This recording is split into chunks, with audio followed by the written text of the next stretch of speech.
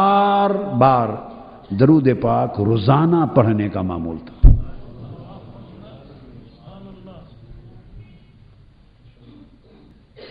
ताय्युन नहीं था, मतलब है वो, मगर मेरा अंदाजा है कि कम से कम 5000 से ज्यादा मर्तबा रोजाना दरूद पाक पढ़ते थे।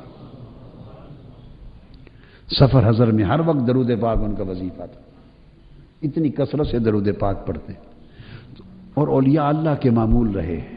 तो दरूद पाक जितनी कसरत से पढ़ें, इसका खास इनाम यह है कि हुजूर की बारगाह और हुजूर की मजलिस की कुर्बत नसीब होती है।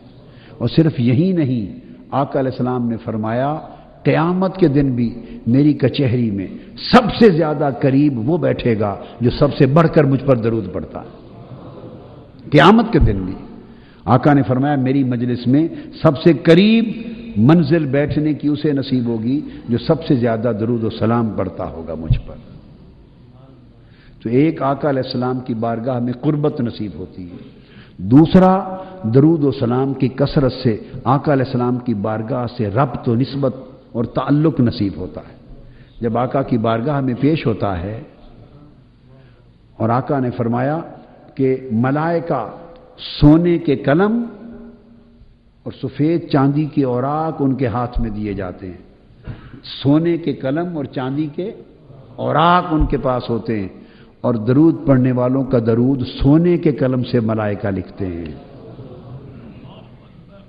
और आका अलैहिस्सलाम की बारगाह में बराह रास्त भी पेश होता है और मलाइका भी पेश करते हैं। बराह रास्त तो इसलिए ताकि उम्मती को रसाई हो हुजूर की बारगाह में, और मलाइका इसलिए पेश करते हैं ताकि बारगाह मुस्तफ़ा की अजमत का अदब हो। अदब दरबार का यही होता है कि उसमें दरबारी पेश करते हैं। इसका मतलब ये नहीं है कि हुजूर खुद नहीं सुनते। फरिश्तों के पेश करने की मिसाल ऐसे ही है जैसे हम सब के अमाल को अल्लाह बराह रास्त देखता है, मगर किताबों पर लिखकर फरिश्ते अल्लाह के हुजूर पेश करेंगे क़यामत के दिन। क़यामत के दिन नामा अमाल फरिश्ते अल्लाह के हुजूर पेश करेंगे। इसका मतलब ये नहीं कि नामा अमाल पेश होंगे तो अल्लाह को पता चलेगा, नहीं, अल्लाह तो हमारे अमाल के होते वक्त अमाल से पहले भी जानता है, मगर बारगाह उलूहियत की अजमत का अदब यह है कि उसकी बारगाह में अदब से रजिस्टर पेश किए जाएं। तो बारगाह मुस्तफ़ा का अदब यह है कि हुजूर की बारगाह में मलाइका पेश करें। और हुजूर की कब्र अनवर पर मलाइका मुतय्यन हैं, 2 मलाइका फरिश्ते मुतय्यन हैं जो शर्क ता गर्ब कुल कायनात में बसने वाली मखलूक के दरूद पाक की आवाज सुनते हैं। तो अगर वो जो हुजूर के दरबार पर दरबारी मुतय्यन है, बवाब जो फरिश्ता दरबार पर मुतय्यन है नौकरी के लिए, वो तो कुल कायनात की आवाजें सुनने की ताकत रखता है, और जिस सरदार के लिए, बादशाह के लिए मुतय्यन है, वो नहीं सुन सकते। जिस शहनशाह के वो नौकर खड़े हैं वो नहीं सुनते, और वो जो नौकर दरबार पर खड़े हैं पेश करने के लिए, अल्लाह हुजूर ने फरमाया सारी खल्क की आवाज सुनने की ताकत अल्लाह ने उसको दी। आदाब की अजमत और आदाब का तकाजा होता है कि वो सुनते भी हों, देखते भी हों, मगर पेश किए जाएं। और आका पसंद करते हैं जैसे फरिश्ते जाते हैं तो अल्लाह हुजूर ने फरमाया अल्लाह जानता है कि कहां से आए हैं, मगर नहीं, फरिश्ते जाकर रिपोर्ट पेश करते हैं कि बारी ताला रिपोर्ट पेश करते हैं, हम फलां जगह से आए हैं, तेरे बंदे जमा थे, तेरा जिक्र कर रहे थे, तेरे महबूब पर दरूद भेज रहे थे। ये हदीस पाक। हम एक मजलिस से आए हैं, अल्लाह पाक पूछते हैं वो क्या कर रहे थे, तो एक हदीस पाक है। तो फरिश्ते अर्ज करते हैं बारी ताला तेरा जिक्र कर रहे थे और तेरे महबूब पर दरूद व सलाम पढ़ रहे थे, तेरे महबूब पर दरूद व सलाम पढ़ रहे थे। जब अल्लाह पाक सुनता है कि मेरे महबूब पर दरूद व सलाम की मजलिस थी, फौरन फरमाता है फरिश्तों, फौरी तौर पर उनके मेरी रहमत का साहिबान तान दो, मेरी रहमत और बख्शिश का साहिबान तान दो। तो फरिश्ता एक खड़ा होकर अर्ज करता है बारी ताला उनमें एक शख्स ऐसा भी था जो दरूद व सलाम पढ़ने के लिए नहीं आया था, तेरा जिक्र करने, इस्तिग़फ़ार करने और हुजूर पर दरूद पढ़ने, 3 अमाल बयान किए। وہ اس کام کے لیے نہیں آیا تھا، ویسے آ کے کھڑا ہو گیا، شامل ہو گیا، بیٹھ گیا، اور تھا بھی گنہگار و خطا کار، تھا بھی گنہگار، آیا بھی اتفاقاً تھا، تو کیا تیری رحمت اور مغفرت کا سائبان اس پر بھی تانے؟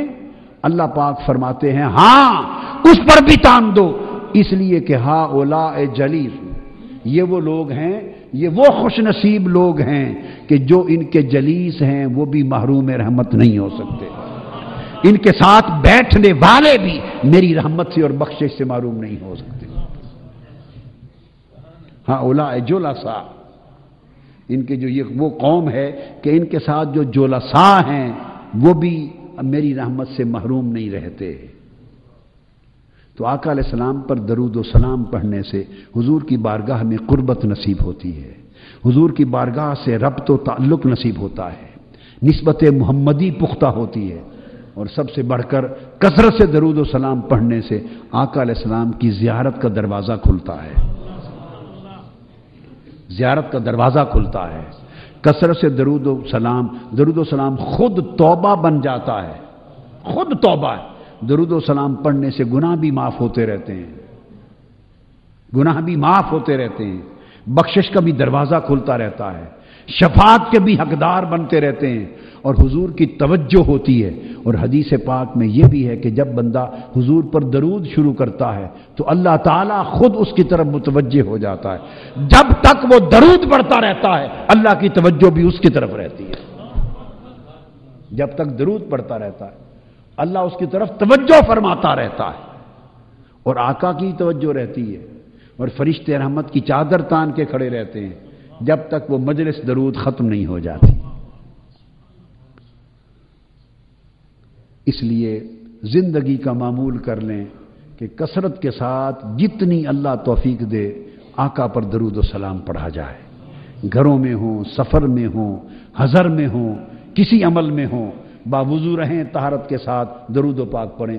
تحریک منہاج القرآن کے ہر رفیق، ہر کارکن کے لیے فرض ہے، جو حضور پر درود و سلام اور درود پاک کا تارک ہے وہ خود کو تحریک منہاج القرآن کا ممبر نہ سمجھے۔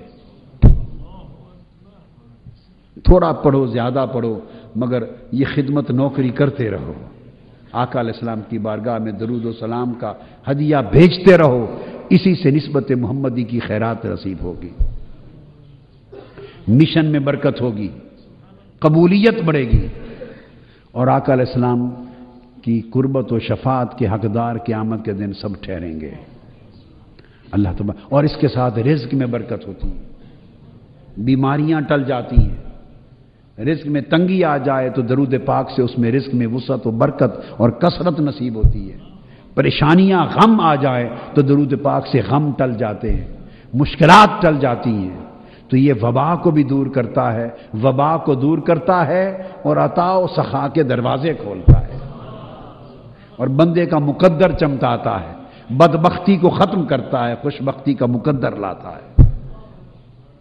اللہ تبارک و تعالی اس درود پاک کے طفیل ہماری دنیا اور آخرت ساری زندگیاں بہتر فرما دے۔ وما علینا الا البلاغ۔